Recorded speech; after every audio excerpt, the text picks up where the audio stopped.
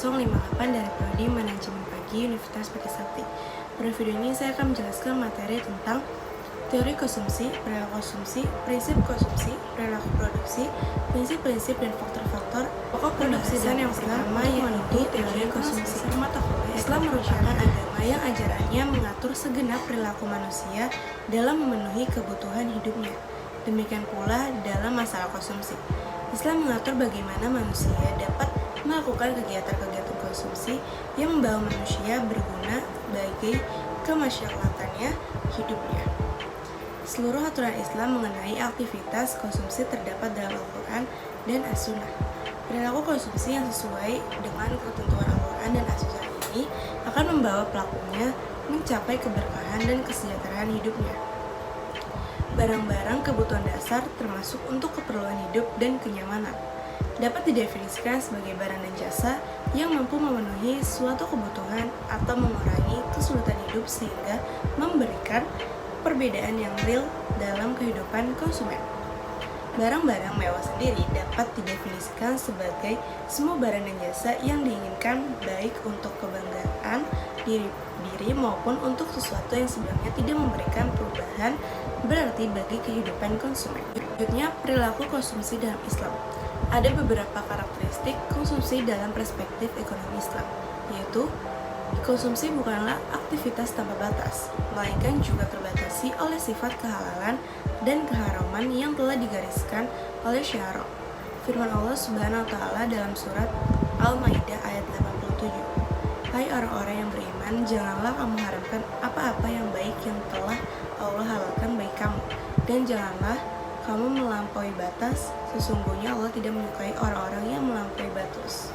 Yang kedua, konsumen rasional membelanjakan pendapatan untuk jenis barang kebutuhan jasmani maupun rohani demi tercapainya keseimbangan hidup. Tiga, menjaga keseimbangan konsumsi dengan bergerak antara ambang batas dari ruang gerak konsumsi yang diperbolehkan dalam ekonomi Islam.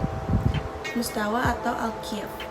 Mustawa qiyaf adalah ukuran, batas maupun ruang gerak yang tersedia bagi konsumen muslim untuk menjalankan aktivitas konsumsi. Yang keempat, prioritas konsumsi antara duriyat, hajiyat, dan takmiliyat. Duriyat adalah kemaslahatan yang menegakkan kehidupan asasi manusia baik yang berkaitan dengan agama maupun dunia.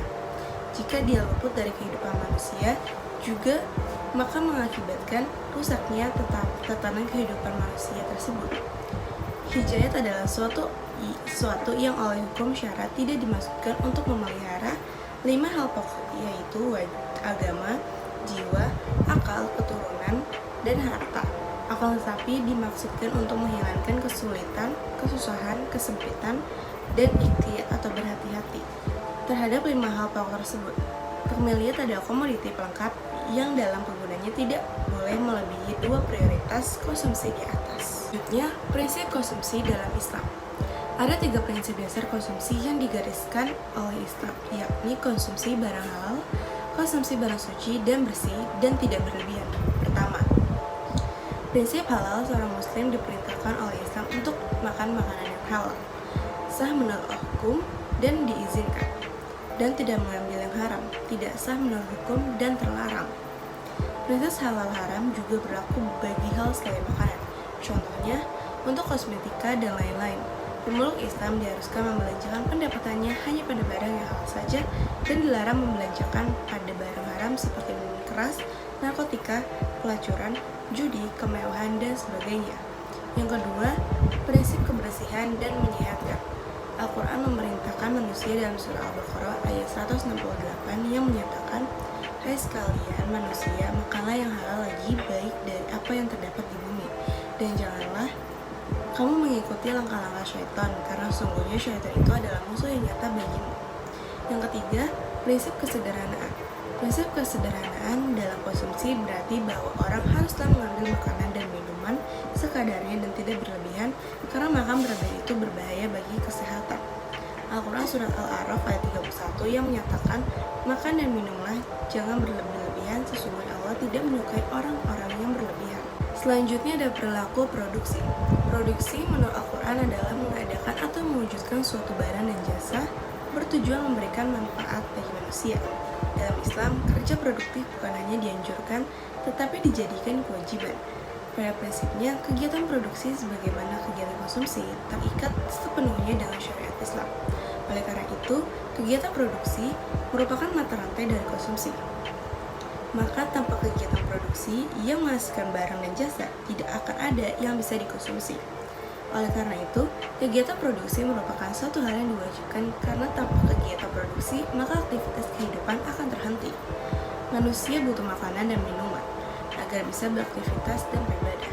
Perlu pakaian juga menutupi aurat dan beribadah, serta butuh tempat tinggal untuk melindungi diri, serta beribadah juga berbagai kebutuhan lainnya. Allah Subhanahu wa Ta'ala menyediakan bahan baku berupa kekayaan alam yang sepenuhnya diciptakan untuk kepentingan manusia. Lalu yang selanjutnya ada prinsip produksi. Prinsip produksi dalam Islam berarti menghasilkan sesuatu yang halal, mulai dari pemilihan bahan baku hingga jenis produk yang dihasilkan.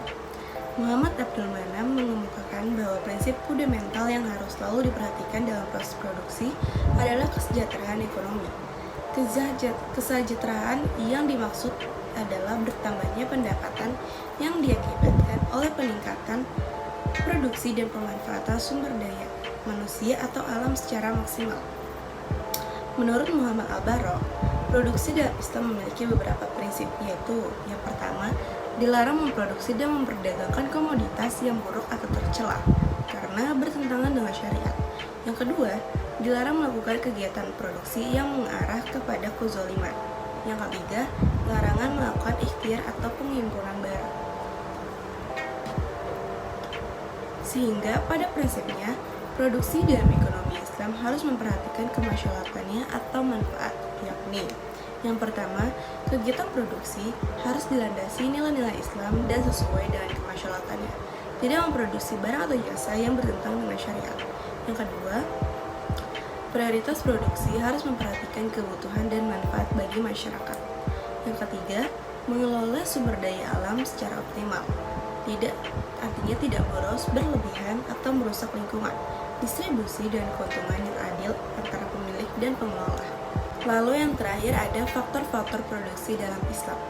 Dilansir dari buku Ekonomi Islam tahun 2017 karangan Rosalinda. Faktor produksi adalah semua benda yang membantu kelancaran proses produksi. Faktor produksi dibedakan menjadi 4 golongan, yaitu tanah, tenaga kerja, modal, dan kewirausahaan. Berikut penjelasannya. Yang pertama, modal. Terkait hal ini, ekonomi Islam memandang modal harus bebas dari bunga. M.A. Manam berpendapat bahwa modal adalah sarana produksi yang mampu menghasilkan dan menjadi sarana bagi tenaga kerja. Semua benda yang bisa menghasilkan pendapatnya selain tanah harus dianggap sebagai modal. Modal adalah barang atau peralatan yang dapat dilakukan untuk proses produksi. Berdasarkan pengertian ekonomi, modal adalah barang atau hasil produksi yang digunakan untuk menghasilkan produk lebih lanjut. Misalnya, orang membuat jala untuk mencari ikan.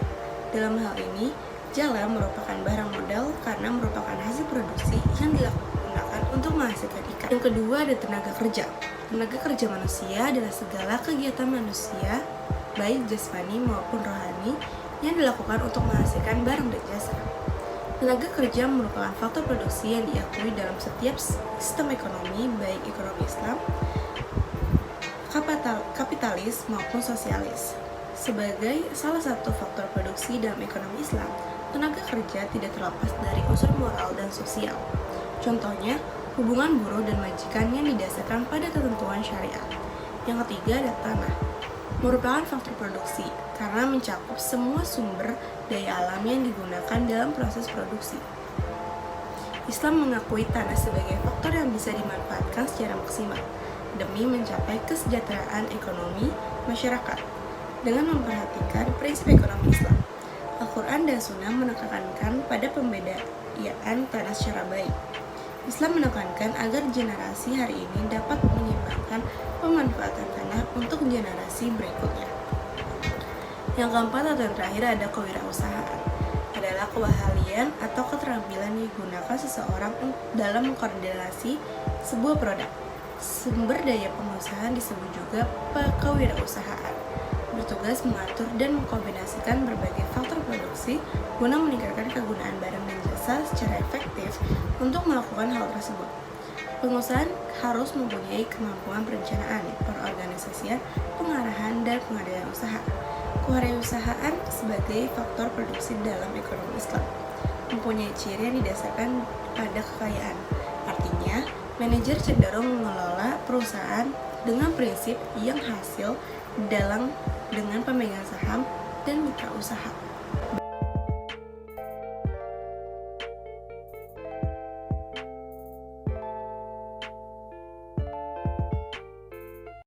Baik, segitu dulu video yang bisa saya sampaikan. Mohon maaf apabila ada kekurangan dan kesalahan. Semoga video ini dapat bermanfaat bagi kita semua. Wassalamualaikum warahmatullahi wabarakatuh.